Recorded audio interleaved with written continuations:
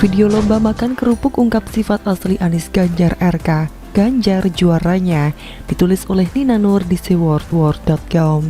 Halo, selamat menyaksikan channel Tanda Seru.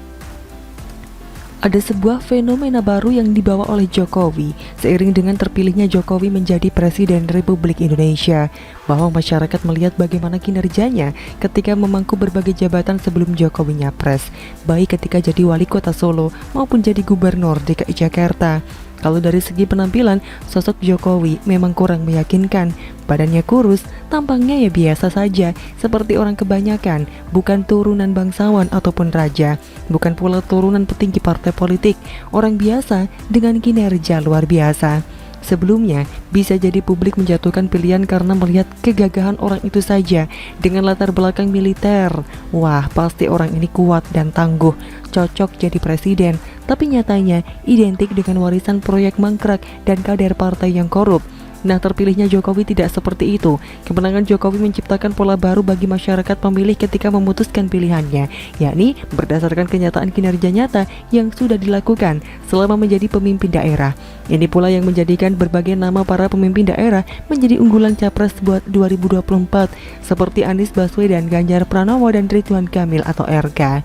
Ketiga nama tersebut hampir selalu ada di setiap survei elektabilitas capres 2024. Yang sudah ketahuan berambisi mau nyapres sejak dulu adalah Anies.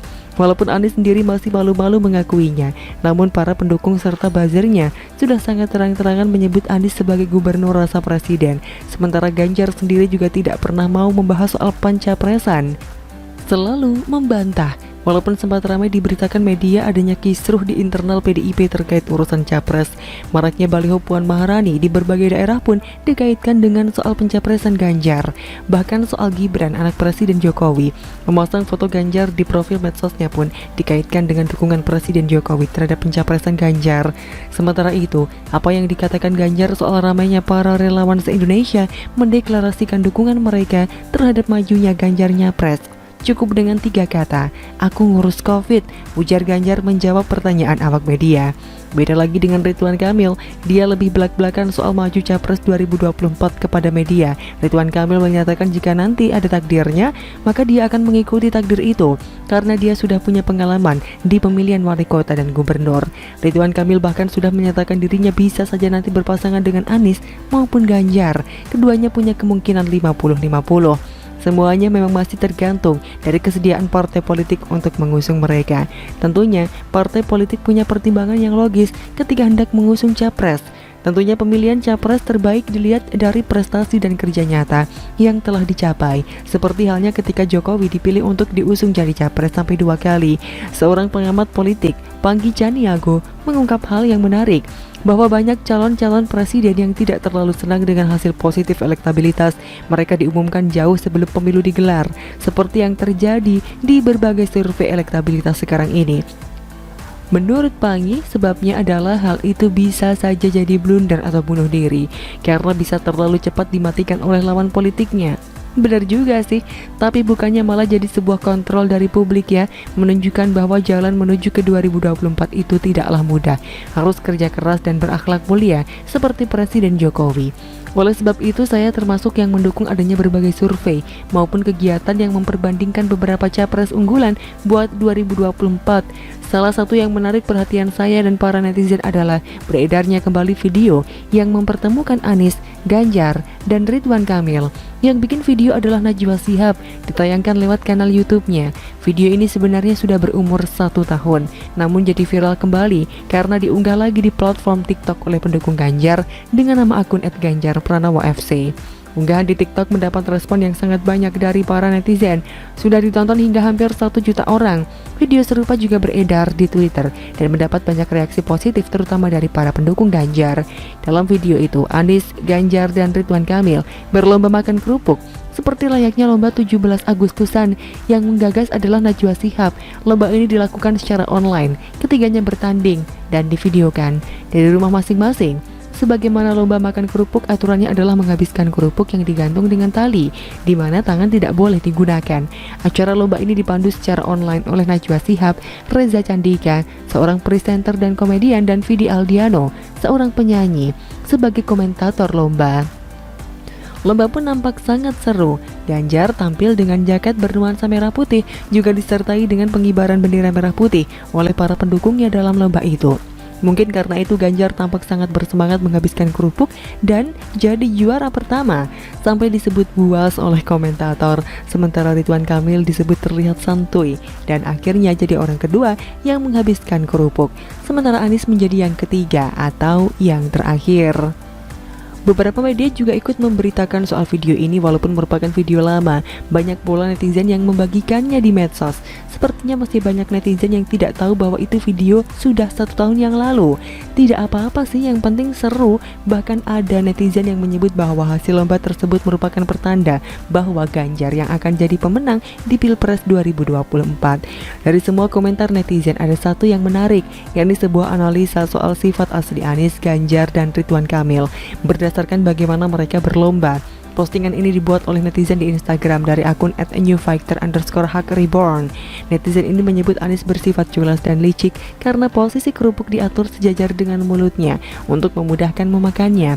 Sedangkan Ganjar dan Ridwan Kamil sudah menempatkan kerupuk dalam posisi yang benar, yakni di atas kepala. Dinilai jujur dalam mengatur atribut lomba. Namun Ridwan Kamil dinilai lemot dan terlalu modis penampilannya sehingga dianggap tidak cocok ikut lomba yang merakyat ini.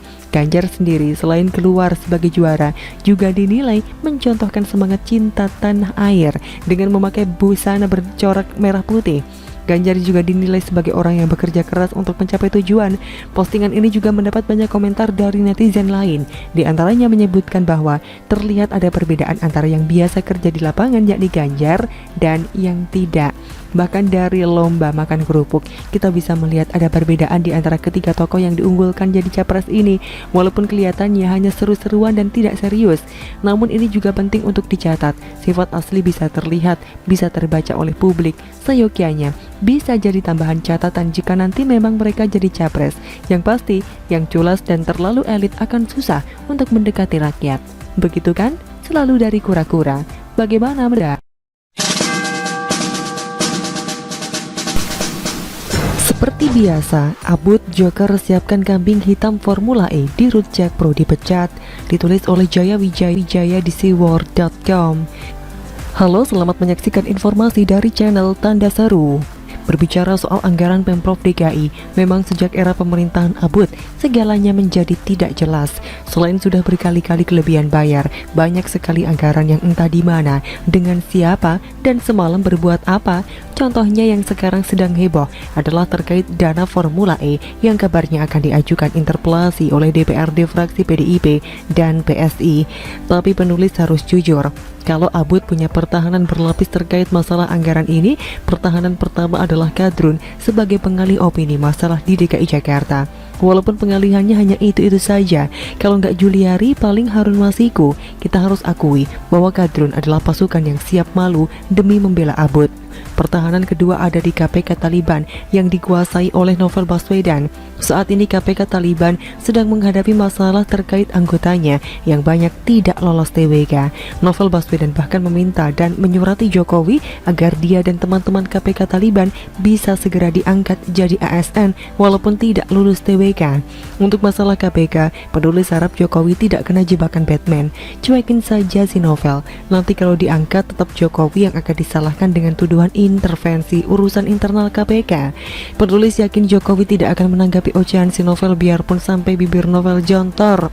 Pertahanan lapis ketiga adalah pertahanan yang paling kuat, yaitu TGUPP. Penulis sampai saat ini tidak tahu apa hasil kerja TGUPP yang katanya tim untuk mempercepat pembangunan, getah-getih, waring kali hitam, jembatan Instagramable, atau jalur sepeda kali ya. Tapi kalau cuma itu sih nggak perlu TGUPP yang jumlahnya puluhan. Seorang wali kota saja penulis kira bisa untuk membangun semua itu. Tapi yang jelas, TGUPP ini dipenuhi orang-orang berpengalaman dengan masalah hukum, seperti contohnya Bambang Wijayanto yang berpengalaman menghadirkan saksi palsu di pengadilan.